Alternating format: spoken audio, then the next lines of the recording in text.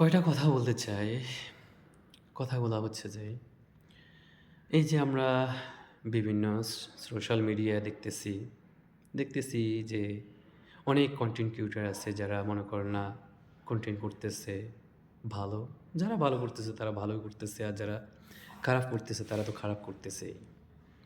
বিষয় হচ্ছে যে কিছু কনটেন্ট ক্রিয়েটর আছে হয়তোবা মানুষের ভালোর দিকে এগোচ্ছে না, ভালো চাচ্ছে না। কেউ অসুস্থ হয়ে গেলে এরপরে কারো বড় আকারে কোনো সমস্যা হয়ে গেলে এরা ভালো কিছুর দিক দিয়ে অগ্রসর হচ্ছে না।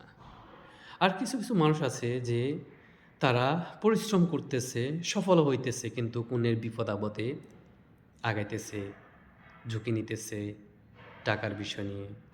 যেমন কি আমরা এখন বর্তমানে সোশ্যাল মিডিয়া দেখতেছি যে থটস অফ বিল্লাল, ঠিক আছে? সে কয়েকটা মানুষের বিপদে দাঁড়িয়েছে, ঠিক আছে? অনেক টাকার চ্যালেঞ্জ মোকাবেলা করতেছে, ঠিক আছে?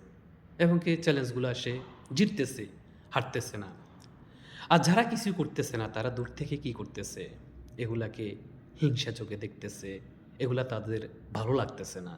যে কেননা তারা চাচ্ছে না যে একটা মানুষ আরেকটা মানুষের বিপদে আগাক। কারণ নিজেরা তো কারো বিপদে আগায় না, এবং কি অন্যরা আগাইলে এটাও ভালো চোখে দেখতে পারে না। তো আসলে এদের জন্য আল্লাহর কাছে অনেকটাই দোয়া করি, আল্লাহ যেন তাদেরকে হেদায়েত দান করে, যেন মানুষের বিপদে দাঁড়ানোর মতো তাদেরকে আল্লাহ তৌফিক দান করে। আমিন।